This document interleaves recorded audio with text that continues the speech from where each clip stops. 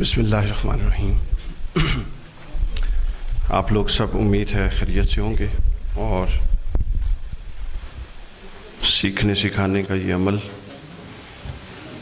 اب اپنے اختتامی مراحل میں ہے، تو میری بھی یہ خواہش تھی کہ تھوڑا سا میں بھی سیکھ لوں، آپ لوگوں کے اس مجلس سے فائدہ اٹھا لیا جائے۔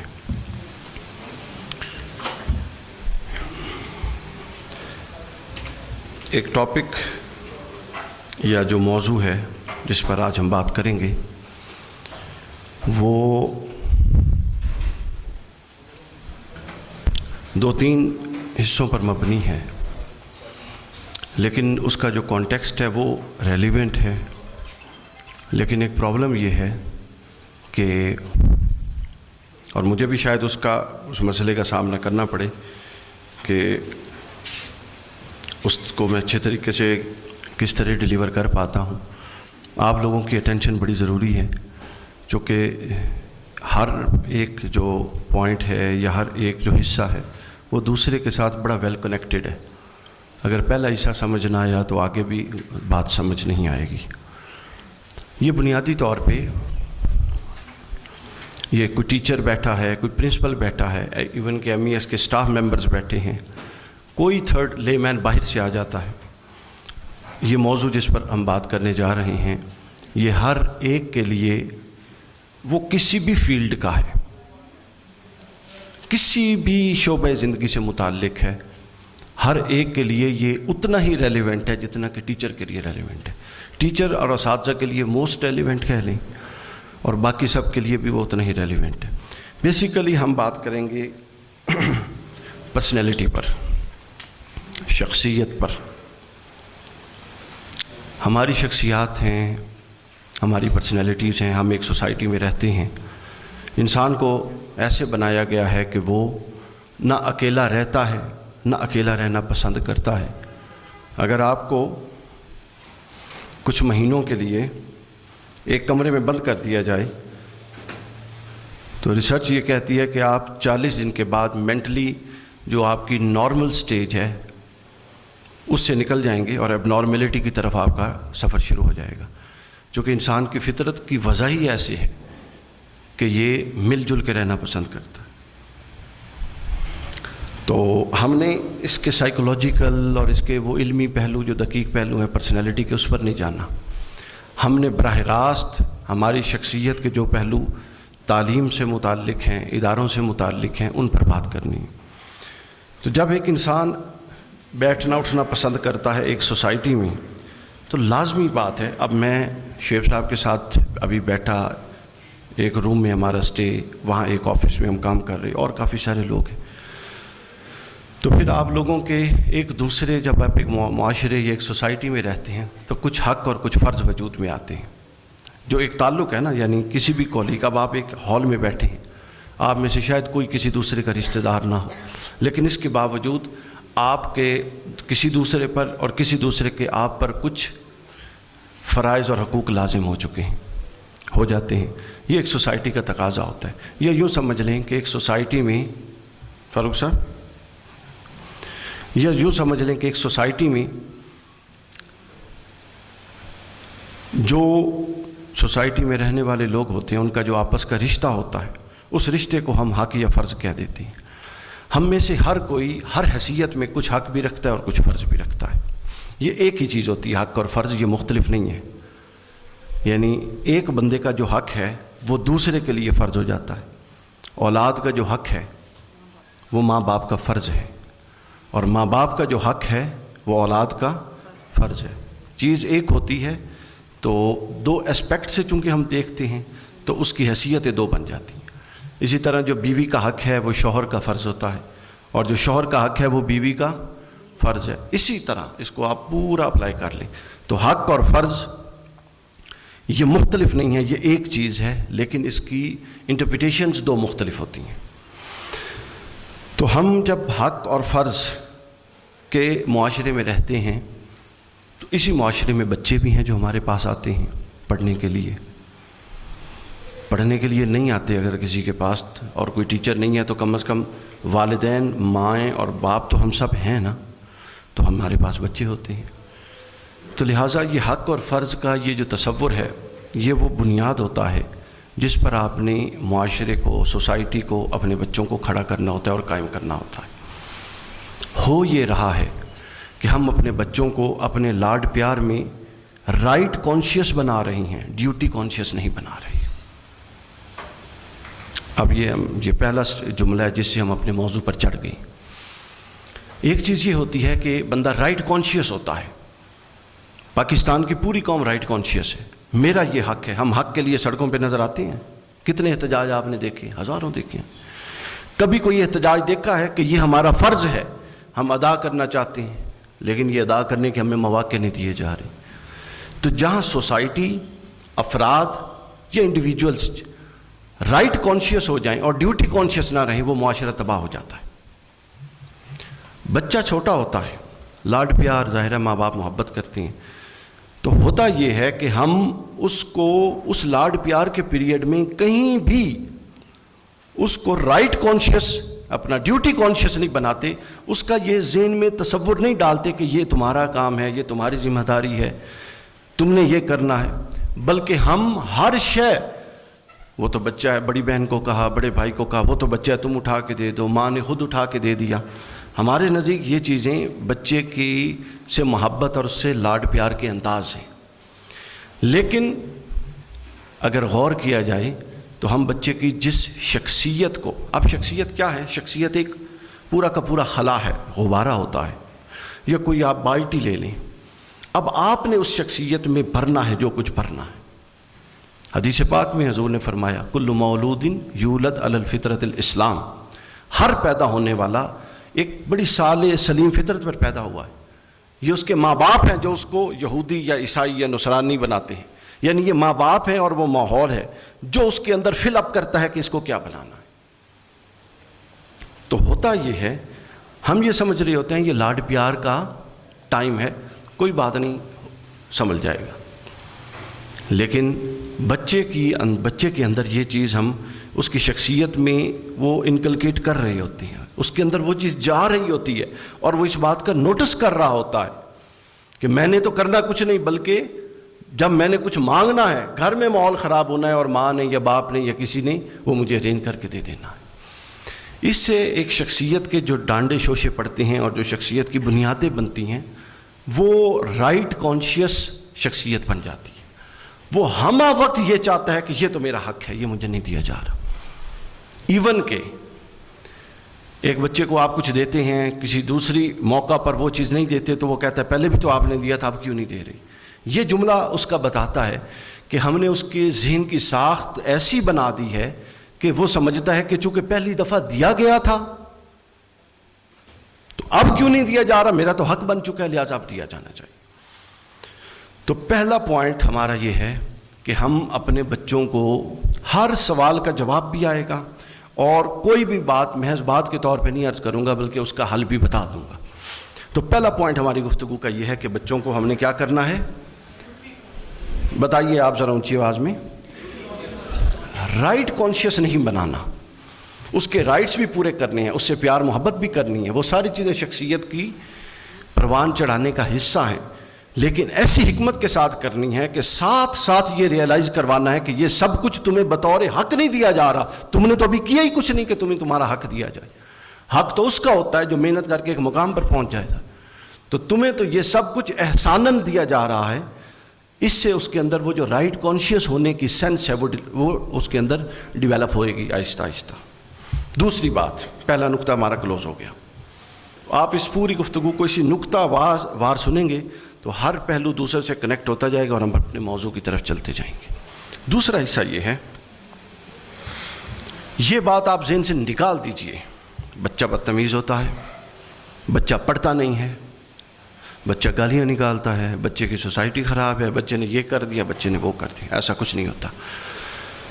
یہ والدین ہوتے ہیں جو بچے کی تباہی اور بربادی کے باعث ہوتے ہیں اولاً، اور ثانیاً یہ اساتذہ ہوتے ہیں جو بچے کی تباہی اور بربادی کا باعث ہوتے ہیں. میں دوبارہ بتا رہا ہوں، کبھی یہ کلیم ہی درست نہیں ہے میری رائے میں کہ بچہ خراب ہو گیا ہے. یہ ماں باپ ہوتے ہیں اور گھر کا ماحول ہوتا ہے جو بچے کو خراب کرتا ہے، اور پھر اساتذہ ہوتے ہیں جو بچے کی خرابی کے ذمہ دار ہوتے ہیں۔ وجہ کیا ہے؟ وجہ یہ ہے، آپ یہ سمجھ رہے ہوتے ہیں، اب بات کو دو پہلوؤں سے آپ نے دیکھنا ہے۔ آپ یہ سمجھ رہے ہوتے ہیں کہ آپ کا بچہ بالکل ابھی پہلے دن اسکول جا رہا ہے، بالکل اس کا ذہن، اس کی تختی صاف ہے، جو ٹیچر جا کے لکھے گی وہ لکھا جائے گا، یہ تو بالکل معصوم ہے۔ ہم یہ سمجھتے ہیں نا جی، بالکل معصوم ہے، جو ٹیچر نے اس کے اندر ڈالنا ہے وہ اس کے اندر آ جائے گا۔ اور ٹیچر یہ سمجھتی ہے کہ جب یہ سمجھتا ہے کہ جو میں اس کو سمجھاؤں گا یا سمجھاؤں گی یہ سمجھ جائے گا، اور اگر کل کو بچہ نہیں سمجھتا تو ٹیچر یہ کہتی ہے کہ بچہ ہی نالائق تھا یا بچے کے اندر اہلیت نہیں تھی۔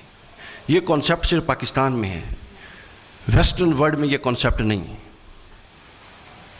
اچھا، وہ کیوں؟ اب یہ والا حصہ بڑا غور طلب ہے۔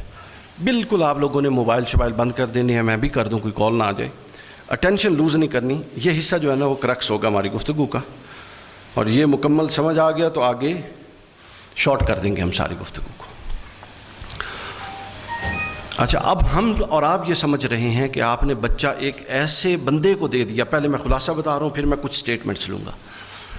ہم نے بچہ ایسے بالکل جی وہ صاف تختی ہے اور وہ بالکل جو اس پہ لکھیں گے لکھا جائے گا، یہ ایک پہلو بچے کے حوالے سے۔ اور دوسرا، ٹیچر نے جب پڑھایا اور بچہ نہیں پڑھ سکا تو ہم نے یہ سمجھ لیا کہ بچہ ہی نالائق ہے، بچے کے اندر اہلیت ہی نہیں ہے۔ آپ نے کبھی غور کیا ہے کہ جو آپ نے بچہ دیا اسکول کو یا ٹیچر کو، وہ کیا تھا، پروڈکٹ کیا تھی؟ اور جس کو دیا کہ اس کو سنوارو، اس کی شخصیت کیا تھی؟ یعنی یہاں پر شخصیت دو آپ نے پہلو ذہن میں رکھنی ہے۔ ایک وہ شخصیت جس کو آپ ہینڈ اوور کر رہے ہیں وہ آپ کا بچہ ہے، اور ایک وہ شخصیت جس کے ہینڈ اوور کر رہے ہیں وہ آپ کا ٹیچر ہے۔ تو بس یہ دو پہلو ہیں جس پر پوری گفتگو گھومے گی۔ یہاں تک تو کلیئر ہے بات؟ تو ہم یہ ایزیوم، میں اس لیے ریپیٹ کر رہا ہوں کہ آگے ہمیں چلنے میں آسانی رہے، ہم یہ ایزیوم کر کے بیٹھے ہیں کہ ہم نے بچہ دیا وہ بالکل معصوم ہے، یعنی اس کے ذہن میں کچھ بھی نہیں ہے، جو ٹیچر ڈالے گی وہ ڈل جائے گا۔ یہ پہلی غلطی۔ اور دوسرا، جس کے حوالے کر رہے ہیں وہ جب بچہ ناکام ہوتا ہے وہ کہتی ہے بچہ نااہل ہے۔ تو دو چیزیں ضروری ہیں، ایک کیا دیا جا رہا ہے اور دوسرا کس کے ہینڈ اوور کیا جا رہا ہے۔ پہلے میں بیان کروں گا، بلکہ دونوں کو ساتھ ساتھ چلاتے ہیں۔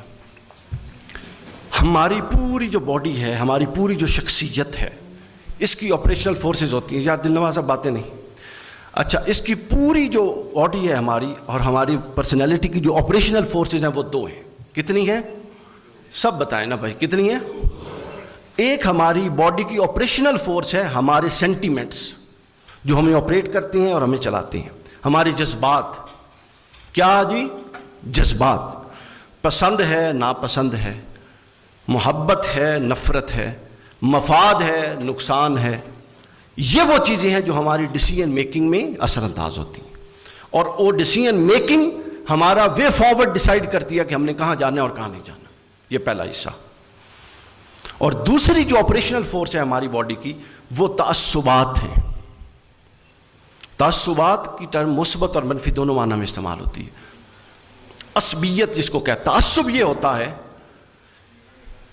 کہ آپ کی گھر میں آپ کے بڑے بھائی سے نہیں بنتی، آپ کی بیوی کی گھر میں بڑے بھائی کی بیوی سے نہیں بنتی، تو جو ایک مستقل تعصب کا، بغض کا اور حسد کا ماحول آپ نے بنا کے رکھا ہوا ہے، آپ یہ سمجھ رہے ہیں کہ بچہ فری جا رہا ہے اور بالکل بچے کے اندر تو کچھ بھی نہیں ہے، جبکہ بچہ وہ تعصبات لے کر جا رہا ہوتا ہے، وہ دیکھ رہا ہوتا ہے کہ ایک یعنی بیوی کی اپنی ماں یا اپنی بہن ہے، خالہ ہو گئی، اس کے ساتھ میری ماں کیسے ریئیکٹ کرتی ہے، اور ایک اسی گھر میں ایک اور خاتون ہے، اس کے ساتھ میری ماں کیسے ریئیکٹ کرتی ہے۔ بچہ دیکھ رہا ہوتا ہے کہ اسی گھر میں اگر میرا نانا آ جائے تو ماں کیسے ریئیکٹ کرتی ہے، اور اسی گھر میں اگر میرا چچا آ جائے تو ماں کیسے ریئیکٹ کرتی ہے۔ بچہ وہ دیکھ رہا ہوتا ہے۔ 1.5 سال سے بچے کی آبزرویشن سٹرونگ ہو جائے، اس سے پہلے بھی ہوتی ہے، ایون کہ اب تو یہ بھی ریسرچز نے ثابت کر دی ہے، جب ड्यूरिंग प्रेगनेंसी भी बच्चे की ऑब्जर्वेशन एक्टिव हो जाती हैं, ऑब्जर्वेशन सेंसेस। तो 1.5 साल के बाद ये स्ट्रांग हो जाती हैं, वो स्ट्रांग ऑब्जर्वर होता है। तो हम ये उसको दिखा रहे हैं। उसके बाद हमारे यहाँ एक फहरिस्त है, तासुबात की फहरिस्त है। ये 2 चीज़ें हैं दोस्तों जो हमारी पूरी शख्सियत को लेकर, अच्छा अब ये छुपी होती हैं। हम एक फ़ैसला कर रहे होते हैं और हम चूँकि ज़्यादा गौर व फिक्र करने वाले लोग नहीं वाक़े हुए आम तौर पे, तो हम ये समझ ही नहीं पा रहे होते कि मेरा ये डिसीजन मुझसे कौन करवा रहा है, मेरे सेंटिमेंट्स करवा रहे हैं या मेरे तासुबात करवा रहे हैं। ये बड़ा गौरतलब पहलू है। यानी हमने कोई फ़ैसला किया, उसके बाद हम में ये अहलियत बहुत कम लोगों में है कि हम, और ये संजीदगी बहुत कम लोगों की तबीयत और मिजाज में है कि हमने ये जो फ़ैसला किया, ये फ़ैसला किसी तासुब की बुनियाद पे किया या ये फ़ैसला हमने किसी जज्बात की बुनियाद पे किया। फिर एक तीसरी बुनियाद बनेगी, ये फ़ैसला हमने अक्ली मुसल्लमात की बुनियाद पे किया। ये हम नहीं देख पाते और हम ज़िंदगी के सफ़र में आगे से आगे बढ़ते जा रहे होते हैं। हम में से हर कोई तासुबात के नरगे में है, तासुबात के नरगे में। हमने जब बच्चा स्कूल भेजा तो बच्चे को स्कूल भेजने तक की उम्र के 2 रिस्पॉन्सिबिलिटीज़ हैं। एक है खाना पिलाना, कपड़े, रिहाइश, वो हमने दे दी। एक है उसको उस फितरत सलीमा पर कायम रखना जिस फितरत सलीमा पर वो पैदा हुआ था, हमने इसको तबाह कर दिया। हमने बच्चे को नफ़रत भी उसकी घुट्टी में डाल के उसको स्कूल भेज रही हैं। बच्चों के अंदर रिश्तों के तकद्दुस को पामाल करके और उसके अंदर डवियाँ डाल के कि फ़लाँ ये है और फ़लाँ ये है, स्कूल भेज रही हैं। झूठ वो हमा वक्त देखता है, घर में बोला जा रहा है, वो शख्सियत स्कूल जा रही है। समझ? यानी हमारे यहाँ तासुबात की बहुत सारी किस्में हैं। मसलन मैं कुछ बताऊँ, हम अब सोसाइटी को ओवरऑल डिस्कस कर रहे हैं। हमारे यहाँ सियासी तासुबात हैं, कुछ चर्चा से बहुत बढ़ गई। एक दौर में इतने नहीं होते थे। किसी भी सियासी जमात से आपकी वाबस्तगी है और वो सियासी जमात की वाबस्तगी वाला आपकी मोहल्ले में रहता है, गली में रहता है, आपकी किसी और सियासी जमात से वाबस्तगी है, तो आपका उनके साथ जो नफ़रत का रवैया है अपने उस गली और मोहल्ले में रहने वाले के साथ, वो आपका बच्चा नोट कर रहा है। फिर आपके साथ किसी का ख़ानदानी रिश्ता है और ख़ानदान में जो लड़ाई और झगड़े होते हैं वो तासुबात हैं, बच्चा उसको नोटिस कर रहा है। फिर उसके बाद हसद, बुग़्ज़, किसी ने कोई नापसंदीदा बात कर दी या कोई बंदा, हम वो लोग हैं, एवं ही हमें कई लोग नापसंद होते हैं, वजह नहीं पता होती, लेकिन बस मैनू नहीं वो बंदा पसंद है। वो चीज़ें नीचे तक जा रही हैं। फिर उसके बाद किसी की ज़िंदगी में कोई हादसा हो गया, अब एक खातून माँ है या एक शौहर बाप है, लड़का पसंद की शादी नहीं हुई, वो मेंटली अबनॉर्मल हो गया, एंजाइटी का शिकार है। उसका पूरा घर का माहौल वो ऐसे बनाएगा कि वो जो बच्चा जो फूल था और जो बिल्कुल फितरत सलीमा लेकर आएगा, उसकी तबाही हो जाएगी। वो माहौल ही इतना परागंदा हो जाएगा। एक औरत है, उसको डाइवोर्स हो गई, वो मेंटली ही स्टेबल नहीं है। आप पर्सनैलिटीज़ को देखिए, आप समझते हैं कि आप सिफर बिल्कुल साफ सुथरा बच्चा स्कूल में भेज रही हैं, अभी टीचर पर आते हैं, लेकिन आप साफ सुथरा नहीं भेज रहे। आप तासुबात से अटा हुआ दिमाग, और उस उम्र में, जिस उम्र में अभी वो सिन्ने शऊर को ही नहीं पहुंचा कि वो समझ सके कि माँ ठीक कर रही है कि गलत कर रही है, बस वो देख के आया, जो देख के आया वो लिखा गया है उस पर। अब डाइवोर्स हो गई है खातून की, उसके घर के माहौल भी इस तरह का हो गया कि बच्चे फिर ज़ाहिर है प्रायोरिटी ना रही, तो उस पूरे माहौल में बच्चे को तबाह बर्बाद करके रख दिया। फिर उसके बाद किसी की ज़िंदगी में हादसा हो गया। ये वो चीज़ें जो होती हैं हमारी लाइफ में। किसी के साथ कोई बड़ा हादसा खुदा ना खास्ता हो गया, उस हादसे ने उसकी पूरी की पूरी ज़िंदगी बदल दी। हम अपने लिए सब के सब जीते हैं, ये बाकी सब झूठ है कि हम किसी के लिए जीते हैं। ये जितने मामलात मैं बता रहा हूँ, इसमें से कितनी माएँ या कितने बाप हैं कि ये अमूर जब आते हैं तो वो इसलिए अपनी पर्सनैलिटी को बैलेंस रख के मैनेज करते हैं कि मेरे बच्चों के असरात ना आए। सवाल ही नहीं पैदा होता, बहुत कम रेशियो है। हादसा पेश आ गया ज़िंदगी में, उसने अपने माजी के इतने गहरे असरात अपने जहन पर लिए कि उसके पूरे अमल में उस हादसे के असरात आए, और वो चूंकि पर्सनैलिटी फिर बैलेंस ना रही, उस अनबैलेंस पर्सनैलिटी ने आगे जिसको जो 5 साल उसके ज़ेरे असर रहा, उस पर्सनैलिटी को भी अनबैलेंस कर दिया। फिर उसके बाद हालिया माहौल देख लीजिए, फिर उसमें मजहबी अनासर आते हैं, मसलक बंदी, फ़िरका परस्ती, फलाना काफिर, फलाना काफिर। یہ چیزیں بچے دیکھتے ہیں، اور نفرت کی بنیادیں مذہب کی بنیاد پہ بھی بچوں کے ذہن میں موجود ہیں کہ یہ ہمارا اپنا ہے، یہ پرایا ہے۔ پھر اس کے بعد معاشی مسائل ہیں، اگر بنیادی ضروریات پوری نہیں ہو رہی تو گھر کا ماحول ٹھیک نہیں ہوگا، وہ جو کھینچا تانی ہوگی، یعنی آپ دیکھیے ہم بچوں کے لیے سب کچھ کر رہے ہیں، اور جن کے لیے سب کچھ کر رہے ہیں الٹیمیٹلی وہ سارا وبال ان کے ذہن پر ڈال رہی ہیں، اور ہمیں اسے شعور بھی نہیں ہے اس سے۔ یہ وہ حصہ ہے بچوں کی گروتھ کا۔ بچوں کو سکول سے ڈسکس کرنا شروع کرتے ہیں ہمارے ایجوکیشن سسٹم میں، اور سکول سے پہلے جو بچے کی پرسنالٹی بنا چکے ہوتے ہیں، اس کو جو ڈینٹ لگا چکے ہوتے ہیں، وہ ہمارے کہیں زیر بحث ہی نہیں ہے۔ آپ دیکھ لیں جو بچوں کی پرسنالٹی پہ بکس لکھی گئی ہیں یا جو ایجوکیشن پہ بکس ہیں، یہ والا حصہ آپ کو شاذ و نادر یا کسی کتاب میں مل جائے۔ تو آپ جو پروڈکٹ دے رہے ہیں بھائی، را میٹیریل پر ہی پروڈکٹ بنے گی نا۔ اگر را میٹیریل میں ہی نقص ہے تو پروڈکٹ کیسے ریفائنڈ بن سکتی ہے؟ اور یہ وہ حصہ ہے جس پر ہمارا کوئی توجہ نہیں ہے۔ ایکچولی ہم اس کو مطلب ریئلائز ہی نہیں کر پا رہے۔ پھر اس کے بعد دیکھیے بیماری ہے، کسی ماں کو باپ کو خدا نہ خواستہ کوئی ایسی بیماری لگ گئی، ڈسیبل ہو گیا، اب وہ میڈیسن، وہ سارا معاملہ وہ چلتا رہتا ہے، وہ سب کچھ آپ کی طبیعت کو متاثر کرتا ہے، آپ کے مزاج کو متاثر کرتا ہے، اور آپ کا مزاج جب خراب ہوتا ہے تو وہ نیچے بچوں تک جاتا ہے۔ تو لہٰذا مختصر اب یہ کہ یہ تمام وہ عوامل ہیں کہ آپ یہ سمجھ رہے ہوتے ہیں پہلا دن ہے بچے کا وہ سکول جا رہا ہے، وہ آپ کی غلط فہمی ہوتی ہے، وہ پہلا دن نہیں ہوتا۔ آپ نے بہت کچھ پڑھا کے اور بہت کچھ سکھا کے، چلیں پڑھانے کا لفظ ہٹا دیں، آپ نے بہت کچھ سکھا کے بچے کو سکول بھیجا ہوتا ہے، اور آپ یہ سمجھ رہے ہوتے ہیں کہ بچہ تو بالکل پہلے دن جا رہا ہے، اب جو ٹیچر نے بتانا ہے وہ بچے کے ذہن پر نقش ہونا ہے۔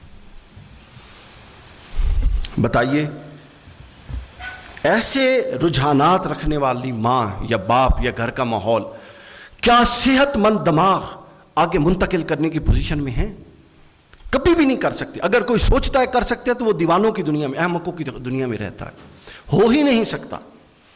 آپ اگر کسی کا ذوق ہو تو تھوڑی جو ہیومن سائیکالوجی ہے اس کی کچھ بیسکس کو پڑھیں، آپ فوراً سمجھ جائیں گے کہ جو بھی آپ سائیکالوجیکل فینومینا پڑھیں گے، جو بھی سائیکالوجیکل فینومینا پڑھیں گے، اس کی بیسز ابتدا سے شروع ہوتی ہیں۔ وہ الٹیمیٹلی کوئی بگڑی ہوئی شکل ہوتی ہے جس کو ہم دیکھ کے اس پر حکم لگا رہے ہوتے ہیں، یہ تو فلاں بن گیا، یہ تو فلاں بن گیا۔ ہم یہ نہیں دیکھتے کہ اس بگڑی ہوئی شکل کا جو پہلی اینٹ تھی، خشت اول، وہ کیا ہے۔ علامہ نے کہا تھا نا کہ خشت اول چون حد میں مار کج تا سریا میں ورد دیوار کج، کہ اگر پہلی اینٹ ٹیڑھی رکھو گے تو عمارت آسمان تک بھی بنا لو تو کوئی یہ نہیں کہے گا آسمان تک ہے، بلکہ لوگ کہیں گے عمارت ہی ٹیڑھی بنائی ہے۔ تو یہ وہ بنیادی عنصر ہے کہ جس کو آپ نے مد نظر رکھنا ہے۔ اچھا، اب ایسی شخصیت کی مائیں اور ایسی شخصیت کے باپ جب ڈیسیژنز کرتے ہیں تو یہ ظاہر ہے اب ماں اور باپ کا ڈیسیژن براہ راست بچے پر اثر انداز ہوتا ہے کہ نہیں ہوتا؟ بتائیں، ہم نے فیصلہ کرنا ہے نا اپنے بچوں کا۔ تو جب ہم ان بیماریوں کا شکار ہیں جن کو ہم ماننے کے لیے تیار نہیں ہیں، اور ہمارے دل و دماغ تعصبات میں اٹے ہوئے ہیں، اس پورے ماحول میں ہم خاندان کے فیصلے کریں گے تو وہ اپنے تعصبات اور دشمنیوں کی بنیاد پہ کریں گے۔ ہم اپنے گلی محلے کے فیصلے کریں گے تو وہ مختلف نوعیت کے تعصبات کی بنیاد پہ کریں گے۔ ہم کسی مذہبی نوعیت کی ڈسکشن کریں گے تو وہ مختلف نوعیت کے تعصبات پر کریں گے۔ ہم علاقائی نوعیت کی کریں گے تو مختلف تعصبات پر کریں گے۔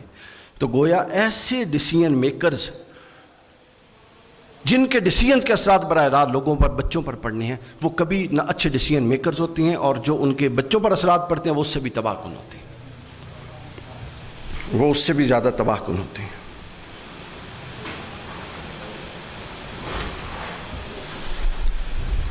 اچھا، یہ ہے وہ شخصیت جو ہم ٹیچر کے حوالے کر رہے ہیں، اور ہم یہ کلیم کر رہے ہیں کہ کل کو وہ بگڑتا ہے تو جی ٹیچر نے توجہ نہیں دیتی۔ یہ آپ کو جو بتا رہا ہوں اس کے یہ بھی مل جائیں گے، میرے یوٹیوب چینل پہ بھی یہ آ جائے گا، اس کے نوٹس بنا کے یہ آپ نے اپنے پی ٹی ایم میں یہ چیزیں بچوں کو رکھنی ہے پیرنٹس کے سامنے، ظاہر ہے ریئلائزیشن نہیں ہے تو ریئلائزیشن کا ایک پروسیس ہے, آپ اس کو آگے فارورڈ کریں. تو یہ پہلا حصہ ہے. یہ وہ بچہ ہے جو ہم پیرنٹس کے حوالے کر رہے ہیں, اور ہم یہ سوچ کے بیٹھے ہیں کہ بچہ پتہ نہیں کیا بن کے نکلے گا. اب کس کے حوالے کر رہے ہیں, تھوڑا سا اس پر بھی آ جائیں. یہ جتنے فینومیناز میں نے ایک ماں اور ایک باپ کے بتائے, وہ جو ٹیچر ہے وہ بھی تو ماں ہے نا کسی کی, وہ بھی کسی کی بیوی ہے, یا وہ بھی کسی کا شوہر ہے, اور وہ بھی ظاہر ہے کوئی جنت سے حجر اسود کے ساتھ جبرائیل علیہ السلام تو نہیں لائے تھے, وہ بھی اسی ماحول سے پروردہ ہے, اسی ماحول کی پرورش کر رہی ہوئی نا اس کی. تو پھر ایک طرف وہ معصوم جس کی سائیکولوجیکل لائف جو فطرت سلیمہ پر قائم تھی, ہم نے اپنے تعصبات کی گرد اس پر چڑھا دی, اور دوسری طرف وہ خاتون یا وہ مرد جو ان تعصبات کو 20 سال اپنے دل میں پال کے مزید مضبوط کر کے, اور ان تعصبات کو دشمنی, حسد, بغض, اناد, کینہ, مفادات کی بنیاد پہ ایک پوری شخصیت بنا کے کھڑا ہے. اور ہم یہ سمجھ رہے ہیں کہ یہ بچہ جس کو ہم نے کس شکل میں دیا, اور یہ بچہ جس کو ہم نے کس کے حوالے کیا, یہ کامیاب انسان بنا کے, ان بائسڈ انسان بنا کے, اور معاشرے میں کنٹریبیوٹ کرنے والا انسان بنا کے پیدا کریں گے, تو یہ مشکل بات ہے. تو اب آپ کو ایریاز آئیڈینٹیفائی ہوئے کچھ. یہ ایریاز ایک بچے کے اینڈ پہ ہیں. اب جب ہمارا ایجوکیشن سسٹم پاکستان کا ایسا ہے بدقسمتی سے کہ اس میں سوائے ایجوکیشن کے سب کچھ ہے. وہ ایک لطیفہ ہے نا, آپ لوگ بڑے سنجیدہ ہوئے بیٹھے ہیں, تھوڑا لائٹر موڈ پہ. کوئی ایک بندے نے بچہ داخل کروایا, تو وہ کہتا ہے جی اس کے ایڈمنسٹریٹر نے بتایا کہ آپ نے جی ہمیں یہ ایڈمیشن فیس دینی ہے. اس نے دے دی. پھر اس نے کہا جی آپ نے یہاں سے کتابیں بھی شیخ صاحب لینی ہیں, وہ بھی لے لیں. پھر اس نے کہا جی آپ نے یونیفارم بھی یہاں سے لینا ہے, یہ بھی لے لیا. پھر اس نے کہا جی یہ آپ نے فلاں فلاں فلاں فلاں فلاں چارجز بھی دینے ہیں, اس نے یہ بھی دے دی. پھر اس نے کہا جی بچے کا ہیئر کٹ بھی باہر سے نہیں کروانا, وہ مختلف کر دیں گے, یہاں سے ہوگا. اس نے وہ بھی کر دیا. تو اور بھی کچھ چیزیں. اس کے بعد انہوں نے کہا تعلیم کا کیا کہتا, اس کے لیے آپ جہاں مرضی جائیں, اس کے لیے ہمیں کوئی مسئلہ نہیں ہے. تو پرابلم یہ ہے کہ یہ والا ایریا آئیڈینٹیفائی نہیں ہوا. ایجوکیشن میں بھی یہ پرابلم ہے ہمارے ساتھ. جو ایکڈیمک ڈومین ہے نا, ایکڈیمکس کو ہم یہ سمجھ چکے ہیں کہ وہ صرف پڑھنا پڑھانا ہے, کتاب, سلیبس, نصاب, امتحان, یہ ایکڈیمک کا ایک حصہ ہے. پھر ایکڈیمکس کا دوسرا حصہ ہوتا ہے آپ کی تربیت, سوشل نارمز, اور پھر ایکڈیمکس کا تیسرا حصہ ہوتا ہے لائف سکلز. میں معلوم نہیں آپ میں سے کون میرے ساتھ بیٹھا تھا, ابھی میں بتا رہا تھا کہ 2018 اور 19 میں جب میں یورپ کے تعلیمی وزٹ پہ تھا, تو وہاں میں نے کالجز, یونیورسٹیز کے بہت سارے وزٹ کیے, پورا دن گزارتا تھا. تو ایک اسکول میں گیا, پری اسکول میں, وہاں پہ پری اسکولنگ میں کوئی کتاب نہیں ہوتی, ایک وہ کانسیپٹس کی شیٹ ہوتی ہے, وہ ہر ہفتے ایک شیٹ جاری کر دیتے ہیں کہ اس ہفتے یہ چیزیں سکھانی. تو جس دن میں گیا اس دن پتہ وہاں پہ کیا بچوں کو پڑھایا جا رہا تھا کہ دروازہ نوک ہوا ہے. یہ ایک سچویشن ہے, دروازہ نوک ہوا نا, بچے نے جا کے کیسے پوچھنا ہے کہ کون ہے, اس کو اٹینڈ کیسے کرنا ہے, پھر دروازہ کھولنا کیسے ہے. ایک یہ کہ دروازہ کھول کے خود اگو آ جاؤ, ایک یہ دروازہ کھول کے خود پیچھے چھپ جائیں, ایک یہ کہ اس طرف ہوں اور دروازہ کھولیں تاکہ آپ بھی نہ چھپیں اور اگلا بندہ بھی آپ کو بالکل سامنے نظر آئے. دروازہ کیسے کھولنا ہے, پھر اس کو لا کے ٹیبل پہ کیسے, اپنا چیئر پہ کیسے بٹھانا ہے,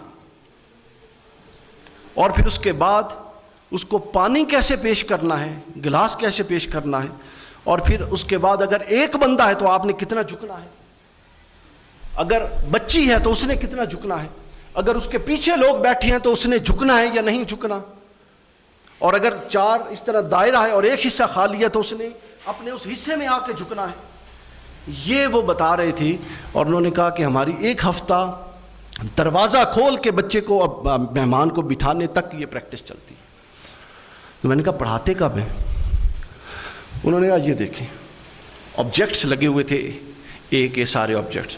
انہوں نے کہا اس پوری ایکسرسائز میں تھوڑی دیر کے لیے جب بچے لنچ یا کوئی بریک شیک سے آتے ہیں تو ہم ان آبجیکٹس کی اور ان الفابیٹس کی پہچان کروا دیتے ہیں, اور یہ ایک کی پہچان, اور یہ, اور درمیان میں 2-3 دفعہ اس کو ریپیٹ کر دیتے ہیں, اور پھر جس دن مثلا اے کا چل رہا ہے سارا، اور ایپل اور یہ چیزیں ہیں جتنی لگی ہوئی ہیں، وہ کہتے ہیں لنچ سکولز کی طرف سے ہوتا ہے، اس دن لنچ میں صرف وہ آبجیکٹ ہوگا جو یہاں پہ لگا ہوگا، اس کے علاوہ نہیں ہو سکتا. ٹھیک ہے، بے شک ایک ہو. تو یہ، اور وہ کہتے ہیں ہم نے میمورائز کروا دیا اس کو، یعنی اب اس کو اے بتانے کی ضرورت نہیں ہے، بلکہ کہیں وہ آ جائے گا لکھا ہوا تو وہ بتائے گا کہ یہ تو وہ ہے، اور اس سے تو فلاں فلاں آبجیکٹس ہم نے دیکھے ہوئے. وہ کہہ رہے تھے 15 دنوں کے بعد ہم پھر آبجیکٹس بدل دیتے ہیں، وہ میگنیٹیز سے لگا ہوتا ہے. پھر وہ کہتے ہیں جی ہم بی سی اس طرح کر کے 15 دنوں کے بعد اگر کوئی مشکل آ جائے جس کی پروننسیشن مشکل ہے تو وہ 2 مہینے لگا رہتا ہے. پھر گھر سے واپس آتا ہے بچہ، ہمارے بچے آتے ہیں بیگ بیڈ پہ، جرابیں کہیں، بوٹ کہیں. تو کہتے ہیں ہم پھر اس بات کی 3 ماہ ہمارے ہاں سیشن میں ہے کہ بچے نے گھر جا کے اپنے جوتے کو کیسے مینیج کرنا ہے، اپنے بیگ کو کہاں پہ رکھنا ہے، اپنا یونیفارم کیسے ہینگ کرنا ہے، دوسرے کپڑے کو کیسے پہننا ہے. اور ہم نے کپڑے منگوا کے رکھے ہوئے ہیں اور کلاس روم کے ساتھ یونیفارم ہے، اور ہم یہ باقاعدہ بچوں کو کلاس روم میں پریکٹس کرواتے ہیں. اس کو لائف سکلز کہتے ہیں. تو ایکڈیمکس 3 حصوں پر مشتمل ہے. ہمارے یہاں صرف پڑھنا پڑھانا ہی ایکڈیمکس ہوتا ہے. اور پھر دوسرا آتا ہے اس میں بطور مسلمان ہماری جو مذہبی ویلیوز ہیں وہ بھی اس کا حصہ ہے. بہرحال یہ چیز دوسرے حصے پر تو ہم بہت کچھ نہ کچھ آ چکے ہیں، تیسرا حصہ بھی بہت دور ہے. تو میں یہ عرض کر رہا تھا کہ یہ دوسرا حصہ ہے. اب آپ نے یہاں پر یہ دیکھنا ہے کہ اس ذہن کے ساتھ ہم بچے کو کیسے آگے لے کے جائیں گے، اور اس ذہن کے بچے کو ہم کیسے پڑھا سکتے ہیں. اور اس ذہن کے دیکھیں پرسنالٹی کا مطلب یہ ہوتا ہے جو دنیا میں ناکام لوگ ہیں، جو کچھ نہیں کر سکے، اس کی ایک بنیادی وجہ ہے. ایک اصطلاح ذہن میں رکھی، عرصہ تعمیر، کنسٹرکٹنگ پیریڈ. کیا؟ عرصہ تعمیر. ایک پودا آپ لگاتے ہیں نا، آپ اپنی آنکھوں سے دیکھتے ہیں کہ وہ پودا، ہوا آتی ہے تو ادھر جھکا دیتی، ادھر کی ہوا، بارش آتی ہے تو اس کا برا حال، تیز دھوپ میں وہ سوکھ جاتا ہے، تیز سردی میں وہ سوکھ جاتا ہے. اور اگر 25 سال بعد آپ کا اس جگہ سے گزر ہو تو آپ دیکھتے ہیں وہ ایک موٹا تناور درخت کھڑا ہوتا ہے. اب ادھر سے بھی تیز ہوا آئے اس کو کچھ نہیں کہتی، ادھر سے بھی تیز ہوا آئے اس کو کچھ کہتی ہے؟ بتائیں. اس کی زندگی اب خطرے میں ہے، بلکہ اب لوگ اس سے آ کے فیض لیتے ہیں اور اس کے سائے میں بیٹھتے ہیں. تو اس پودے میں اور اس درخت میں فرق کیا تھا؟ پودے نے عرصہ تعمیر نہیں گزارا تھا، حالانکہ اصل اس کی وہی تھی، روٹ تو وہی تھی نا، لیکن درخت عرصہ تعمیر گزار کے اس تک پہنچا ہے. تو عرصہ تعمیر یہ ہوتا ہے جس میں آپ نے مشکلات کو برداشت کرنا ہوتا ہے، جس میں آپ نے اپنی شخصیت کو ڈیولپ کرنا ہوتا ہے، جس میں آپ نے اپنے گولز کا تعین کرنا ہوتا ہے. گولز کا تعین اپنی شخصیت کی، اپنی اہلیت کو مد نظر رکھ کے کرنا. آپ کا مزاج سوشل ہے اور آپ سائنسز کو لے لیں، آپ کا مزاج اسکالرلی ہے اور آپ فزکس کو لے لیں. ہمارے ہاں بڑی جو ریشو ہے ناکامی کی، اس کی وجہ یہ ہے کہ ہمارے سبجیکٹ بھی ہمارے ماں باپ اور بڑے اور لوگ ڈیسائیڈ کرتے ہیں، ہمارے اپنا جو مزاج ہے اس کے اندر کوئی دخل نہیں ہوتا. تو سب سے پہلے آپ اپنے گول کو ڈیسائیڈ کریں، پھر اپنے گولز کو بڑے مقاصد میں، گولز مقصد، بڑا مقصد، پھر اس کو چھوٹے چھوٹے سٹیپس اور چھوٹے چھوٹے مقاصد میں ڈیوائیڈ کریں. اور اس بات پر نظر رکھیں کہ آپ کا ہر اگلا قدم، ہر چھوٹا قدم آپ کو آپ کے مقصد کے قریب کر رہا ہو، دور کم از کم نہ کر رہا ہو، تاکہ یہ سفر کنٹینیوٹی سے جاری رہے. ایک بات ذہن میں رکھ لیجئے، 10 راتوں میں جاگ کے کبھی کوئی لائق نہیں بنتا. 10 سالوں میں راتوں کو جاگ کے آپ کے اندر کمپیٹنسی آتی ہے. شارٹ وے ٹو سکسیس، یہ سب سے بڑا دھوکہ ہے. اس کوئی آلٹرنیٹ نہیں ہے، محنت کا کوئی آلٹرنیٹ نہیں ہے. تو اگلی چیز جو میں عرض کر رہا تھا وہ یہ تھی کہ ہم کنسٹرکٹیو پیریڈ کو میں بتا دیتا ہوں. یہ ایک تعمیر ہوتی ہے، عرصہ تعمیر، کنسٹرکٹیو پیریڈ، جو ہر شخص کی زندگی میں آتا ہے اور اس نے گزارنا ہوتا ہے. کنسٹرکٹیو پیریڈ کے کچھ مسائل ہوتے ہیں، مزاحمتیں. کنسٹرکٹیو پیریڈ میں ہی تو آپ نے اپنا آپ دکھانا ہوتا ہے. مزاحمتیں ہوتی ہیں، مشکلات ہوتی ہیں. جس طرح میں نے پودے کی مثال دی، اس کو اور اس کی لائف بھی ہر وقت ایٹ رسک ہوتی ہے. تیز طوفان آئے اس کو جڑ سے اکھاڑ سکتا ہے، تیز بارش سیلاب آئے اس کو جڑ سے اکھاڑ سکتا ہے، دھوپ آئے اس کو سکھا سکتی ہے، گزرتے ہوئے کسی کا پاؤں لگ جائے وہ جڑ سے اکھڑ کے وہ گرے گا۔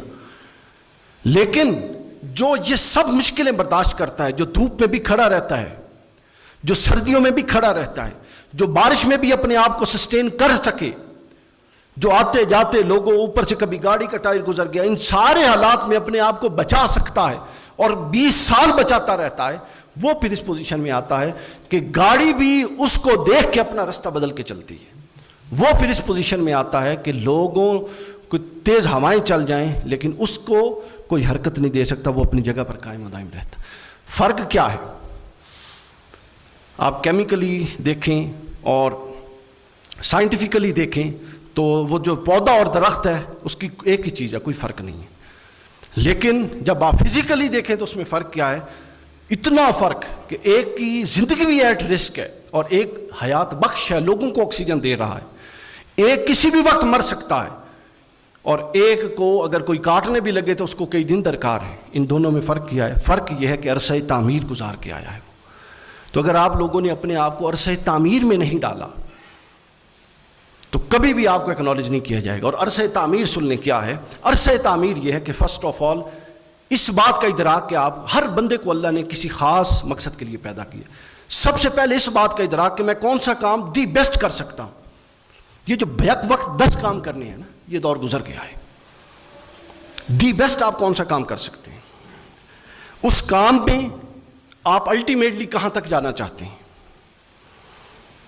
اس مقصد کے لیے آپ اپنی لائف میں سمارٹ جو ٹارگٹس رکھتے ہیں وہ کیا ہونے چاہیے تاکہ آپ کی لائف بھی چلتی رہے اور آپ کا ہر اگلا قدم آپ کو سپورٹ کرتے ہوئے آپ کے مقصد کے پاس لے کر چلا جائے۔ یہ ہے عرصہ تعمیر جو آپ نے گزارنا ہے، کنسسٹنسی کے ساتھ، استقامت کے ساتھ۔ حضرت عائشہ صدیقہ رضی اللہ تعالیٰ عنہ سے پوچھا کسی نے حضور کی وفات کے بعد کہ حضور علیہ الصلوۃ والسلام کا پسندیدہ عمل کون سا تھا؟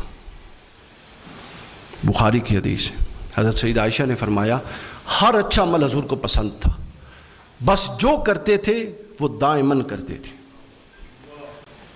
یعنی یہ نہیں کہ آج ساری رات جاگ لو اور کل فجر بھی نہ پڑھے اور 2 نفل بھی نہ پڑھے، کنسسٹنسی۔ اور اس کی روشنی میں جب میں نے ہیومن نیچر کو تھوڑا سٹڈی کیا تو پتہ یہ چلا کہ انسان کی شخصیت کی وجہ ایسے ہوئی ہے کہ چند دنوں میں کوئی کام وہ نیک ہو یا برا ہو اس کی شخصیت کو متاثر نہیں کرتا، بلکہ خاص لینتھ آف ٹائم تک، سپین آف ٹائم تک اگر وہ کام کیا جائے، مسلسل کیا جائے تو پھر وہ کام اس کی شخصیت پر اثر انداز ہونا شروع ہوتا ہے۔ یہ حکمت تھی رسول اللہ کی کہ جو کام کرتے تھے وہ مستقل کرتے تھے۔ ایک بندے سے میں ملا، کافی پرانی بات ہے، میرے طالب علمی دور کی بات ہے، آپ وہ باہر ہے، بہت اچھا لائق آدمی تھا۔ تو میں نے اس سے پوچھا کنسسٹنسی کا راز، استقامت کا راز۔ وہ کہتا ہے کہ میں نے استقامت ایک جرسی اور ایک کھونٹی سے سیکھی۔ میں نے کہا جی وہ کیسے؟ آپ لوگ سب کو تجربہ ہے، جرسی یا کپڑے آپ اس پہ لٹکاتے ہیں نا، وہ جو کھونٹی لگی ہوتی ہے اس پہ لٹکاتے ہیں۔ تو آپ کبھی سردیوں میں جرسی کی بات کر رہا ہوں، سردیاں تھیں، آپ جرسی کو اس پہ لٹکائیں اور 10 منٹ بعد اتار لیں، آپ دیکھیں گے یہ والا حصہ جو لٹکایا ہے وہ بالکل ٹھیک ہو جائے گا، تھوڑا سا باہر نکلے گا، ٹھیک ہو جائے گا۔ پھر آپ اس کو 1 ہفتہ لٹکائیں، اس کی شیپ تھوڑی سی نکل آئے گی کہ نہیں نکلے گی۔ پھر آپ اس کو 2 مہینے لٹکائیں، اور زیادہ نکلے گی کہ نہیں۔ پھر آپ بے شک اس کو پریس کریں لیکن وہ اپنی جو اس کا ابھار ہے وہ باقی رہے گا۔ اور اگر آپ اس کو 1 سال لٹکائیں اور پھر ہٹائیں تو آپ اس ابھار کو کبھی ٹھیک نہیں کر سکتے۔ وہ کہتا ہے اس بات سے میں یہ سمجھ گیا کہ جو بھی شے مجھ پر اثر انداز ہوگی وہ ایک لمبے دورانیے تک کرنے کے بعد ہوگی، مختصراً کچھ نہیں ہوتا۔ دیکھیے نا، پورا دین کا فلسفہ بھی یہی ہے۔ تقویٰ طہارت کیا ہے؟ کیا ہم میں سے ہر بندہ ہر وقت گناہ گار ہے، گناہ کرتا ہے؟ ایسا تو نہیں ہے۔ وہ ایک دورانی آتا ہے ہجانی کیفیت کا جس میں آپ گناہ کی طرح متوجہ ہوتے ہیں، بس اس ہجانی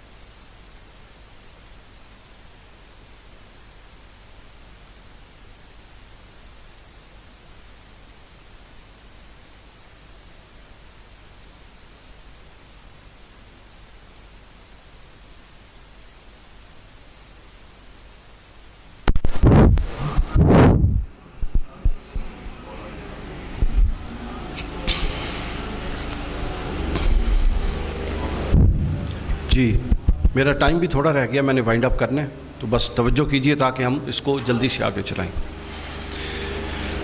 اب یہ جو پورا میں نے آپ کے سامنے پورا نقطہ نظر, یہ ایک فلسفہ پیش کر دیا, یہ ہمارا دوسرا پوائنٹ تھا.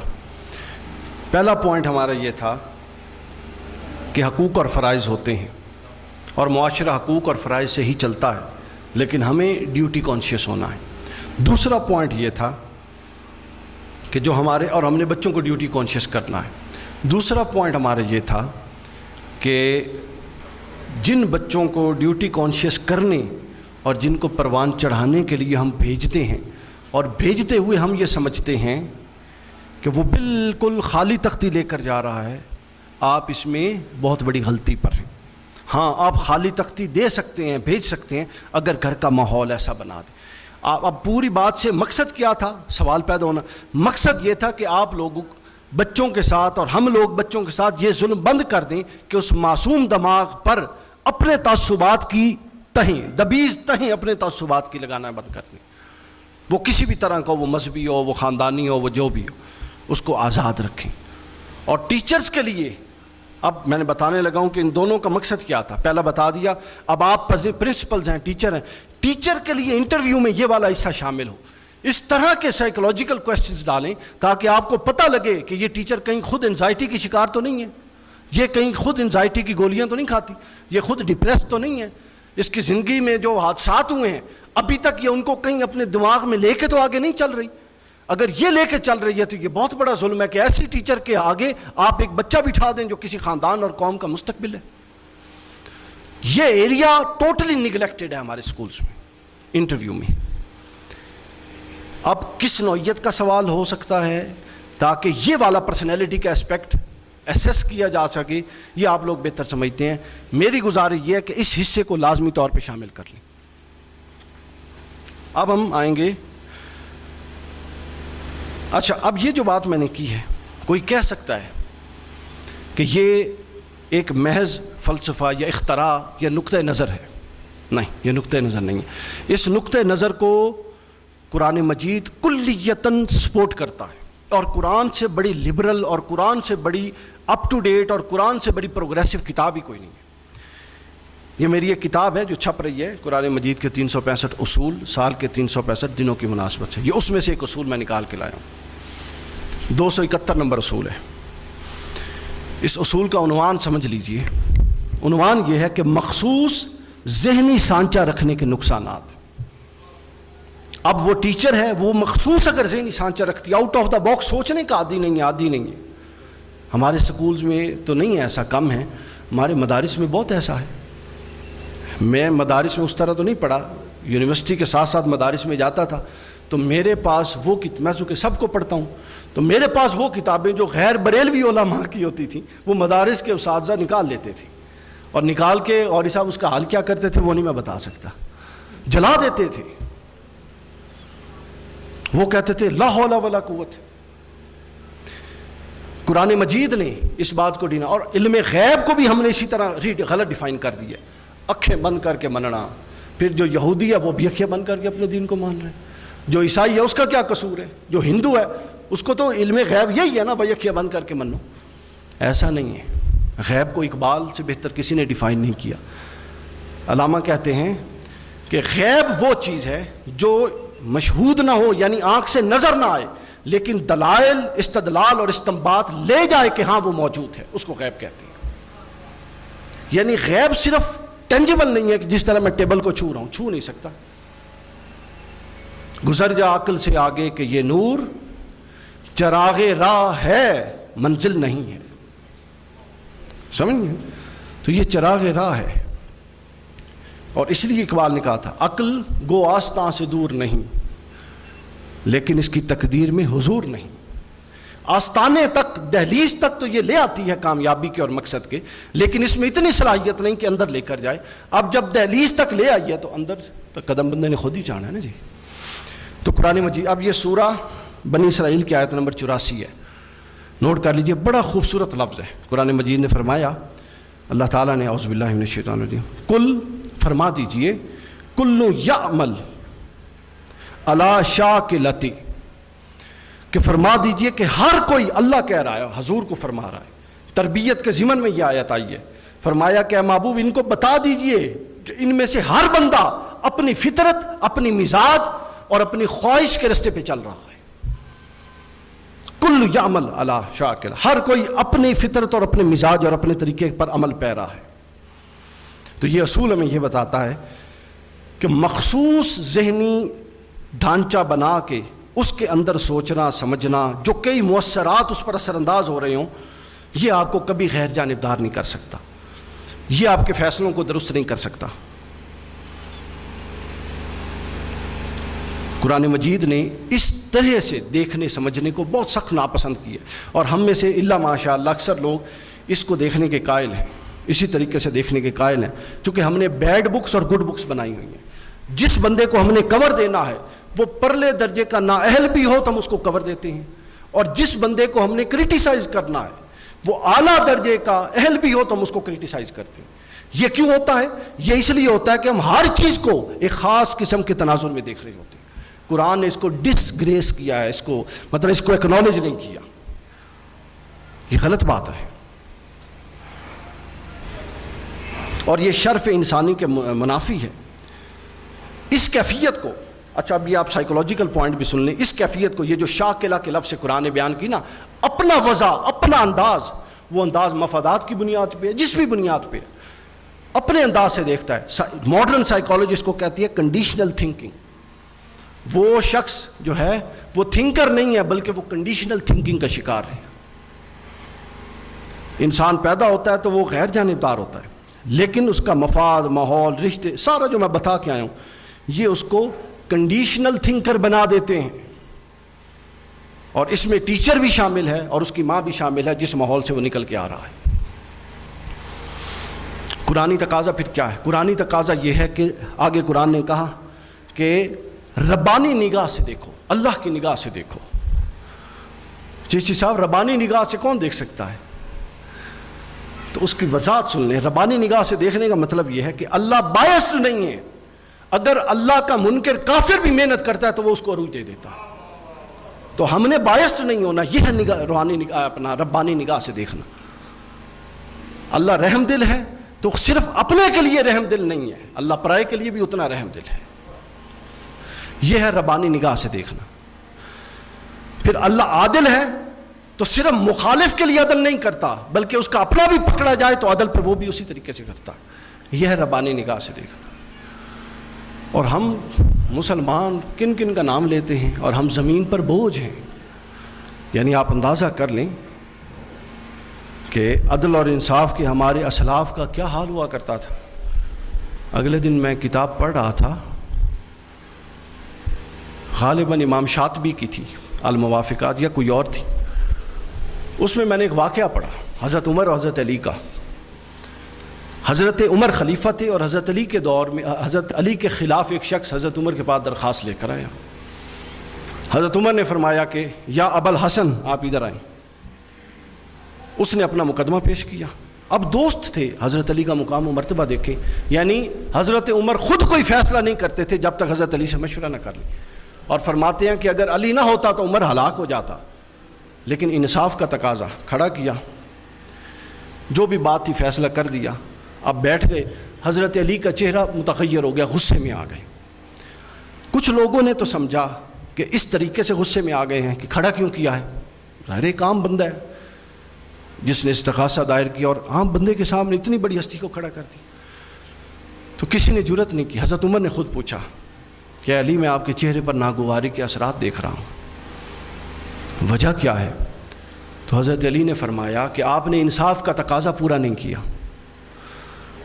انہوں نے کہا تو میں نے آپ کو بھی سنا، ان کو بھی سنا، پھر حق کے مطابق فیصلہ کیا. انہوں نے کہا نہیں، جب آپ نے اس کو بلایا تو اس کا نام لے کر بلایا، اور جب مجھے بلایا تو ابوالحسن کہا، اور عرب میں کنیت عظمت کی علامت ہے، تو گویا مجھے مخاطب کیا تو عظمت کے نام سے کیا، اس کو کیا تو عام نام سے کیا.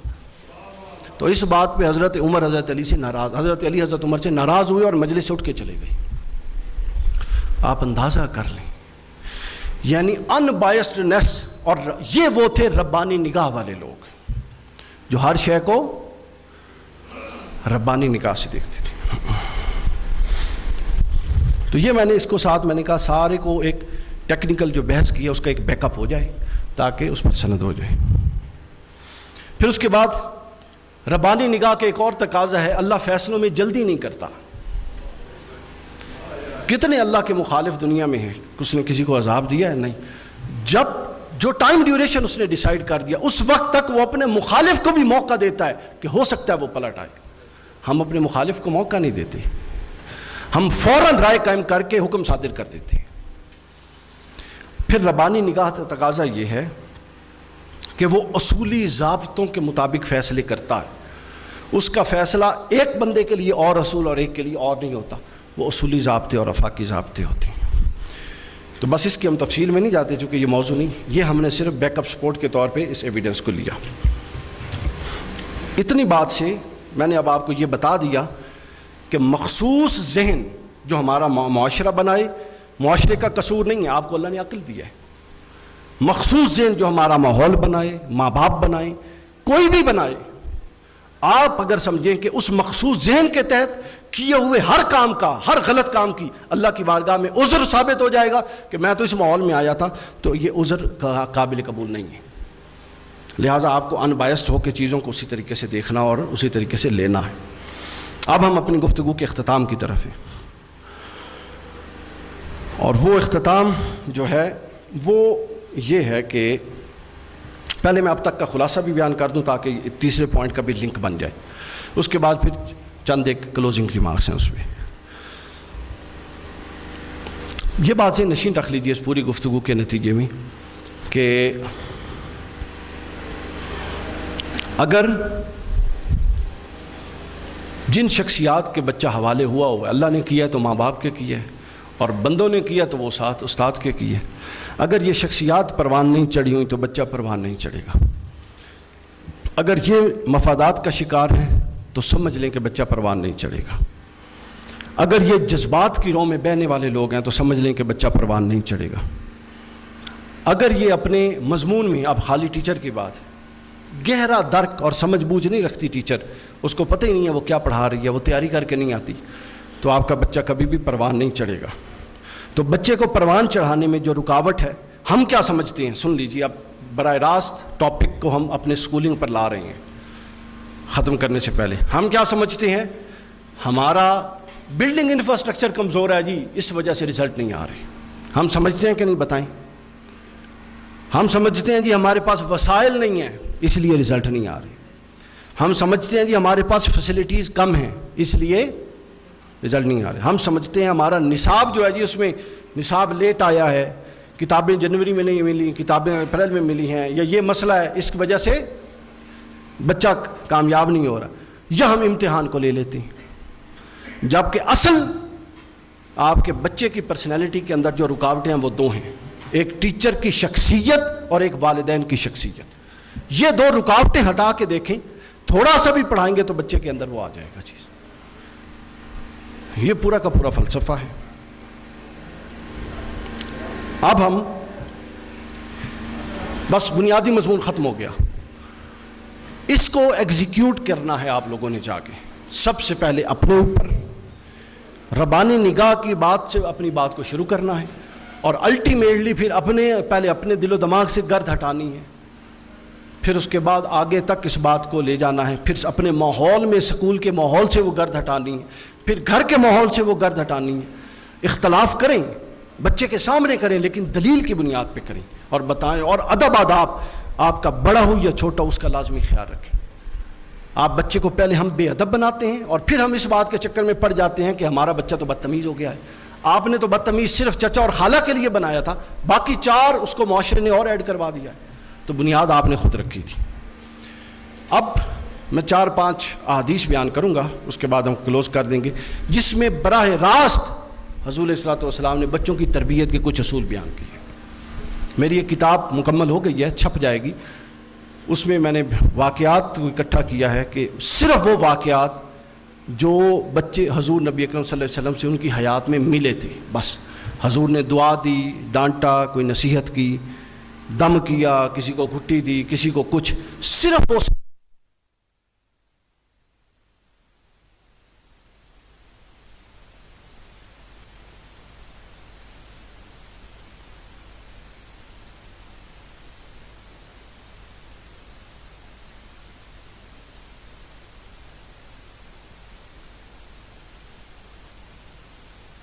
اور ایکسرسائز میں 3 سوال رکھیں.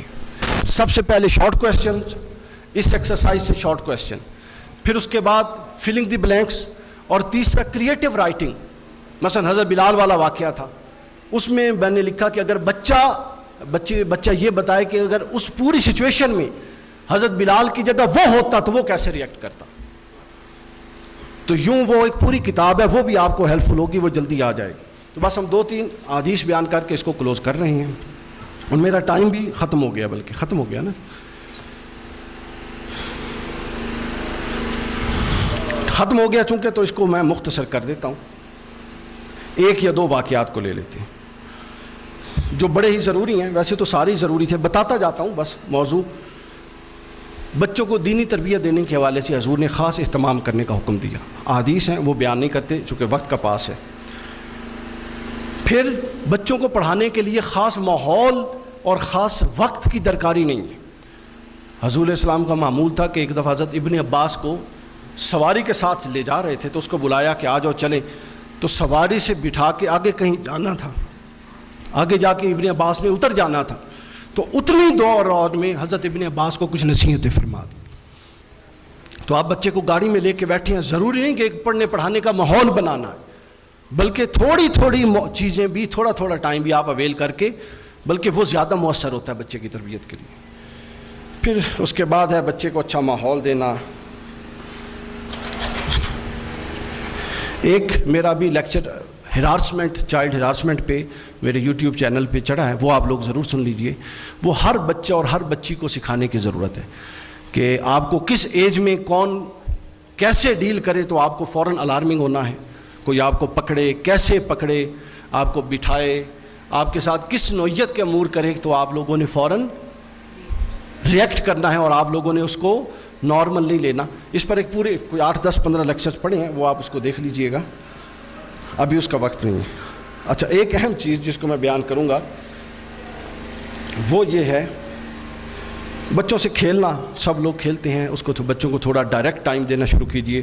حضور خود ٹائم دیتے تھے.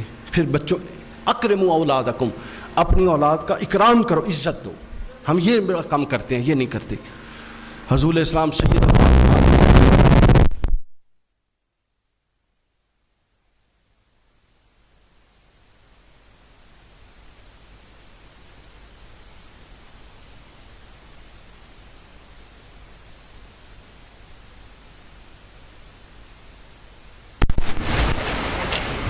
بیٹے اور بیٹی میں فرق نہ کرنا. اور پھر جو سب سے ضروری ہے، یہ بخاری مسلم دونوں میں ہے، کہ ایک شخص تھے نعمان صحابی تھے، وہ حضور کی بارگاہ میں آئے اور خوشی سے بتانے لگے کہ یا رسول اللہ، میں نے اپنے اس بیٹے کو، ایک بڑا قیمتی گھوڑا تھا، عرب میں قیمتی گھوڑے بہت ہوتے، اس کو وہ قیمتی گھوڑا گفٹ کیا ہے. ذرا یہ توجہ سے سننے والی بات ہے، قیمتی گھوڑا گفٹ کیا ہے. حضور نے فرمایا کیا تیرے اور بچے بھی ہیں؟ انہوں نے کہا ہیں. حضور نے فرمایا کیا تو نے اوروں کو بھی اسی طرح کا گھوڑا گفٹ کیا ہے، باقی سب کو؟ اس نے کہا جی میں نے نہیں کیا. حضور نے فرمایا کیوں نہیں کیا؟ یہ بخاری مسلم دونوں میں، کیوں نہیں کیا؟ وہ کہتے ہیں اس لیے نہیں کیا کہ ایک تو میرا اس بچے سے لگاؤ زیادہ ہے، دوسرا میں افورڈ نہیں کر سکتا سب کو دینا. تو حضور نے فرمایا کہ کسی ایک بچے سے لگاؤ زیادہ ہو جانا یہ کوئی ایسی غلط بات نہیں، ہو جاتا ہے بعض اوقات، پھر بدل بھی جاتا ہے. لیکن آپ نے فرمایا کہ خبردار بچوں میں تقسیم کا باعث مت بنو کہ ایک کو دے رہے ہو اور دوسروں کو نہیں دے رہے. اگر دوسروں کو دے سکتے ہو تو دو، ورنہ میں حکم دیتا ہوں کہ اس سے اس گھوڑے کو واپس لے لو. تو لہٰذا بعض اوقات ہمارے اپنے ماں باپ اس تفریق کی بنیاد بنتے ہیں جس تفریق کو بعد میں پھر بڑھاپے میں وہ کوستے ہیں. جی یہ ڈسکریمنیشن بنا دیتے ہیں. تو بس یہی کچھ میں نے گزارش کرنے کی کوشش کی ہے. معلوم نہیں میں کر پایا کہ نہیں، لیکن جو بات سمجھانے کی ضرورت تھی وہ تھا ایریا آف آئیڈینٹیفیکیشن. آپ اگر اپنی کمیوں پر توجہ نہیں دیں گے تو آپ نے بچوں کو کیا امپروو کرنا ہے؟ اگر آپ کا علم رک کے کھڑا ہے اور آپ کا مطالعہ نہیں ہے تو آپ نے بچوں کو کیا پڑھانا ہے؟ جس دور میں ہم اور آپ لوگ پڑھے تھے، اب تعلیم کا بالکل پورا پیراڈائم ہی بدل چکا ہے. تو اگر آپ لوگ خود اپڈیٹڈ نہیں ہیں تو آپ بچے کو نہیں معاشرے کی رفتار کے مطابق نہیں چلا سکتے. اور آپ لوگ خود، ہم خود ہماری سستی یا ہمارا نالج کا اپڈیٹ نہ ہونا یا ہمارا ماڈرن چیزوں کے ساتھ کنیکٹ نہ رہنا، یہ بچوں کی تربیت، بچوں کی تعلیم اور ان کی پرواز میں سب سے بڑی رکاوٹ ہے۔ اور آخری جملہ یہ بھی ذہن میں رکھ لیجئے کہ بچوں کی تعلیم و تربیت میں اگر کوئی بڑی رکاوٹ ہے تو وہ ماحول اور تعصبات ہیں جس میں بچے کو ہم پال رہے ہیں، اور اس ماحول اور اس تعصب سے بنی ہوئی وہ ٹیچر یا بنا ہوا وہ استاد ہے جو ان تعصبات کو پختہ کر کے ایک شخصیت بنا چکا ہے اور وہ پال رہا ہے۔ تو ایسے زہریلے فکر اور ایسے زہریلے دماغ اور ایسی ناقص شخصیات اور ایسی تباہ کن شخصیات آپ سمجھتے ہیں کہ گلاب کا پھول بنائیں گی، یا آپ سمجھتے ہیں کہ وہ عطر پیدا کریں گی، یا آپ سمجھتے ہیں کہ اس سے خوشبو آئے گی۔ این خیال است محال است، محال است جنو، والسلام۔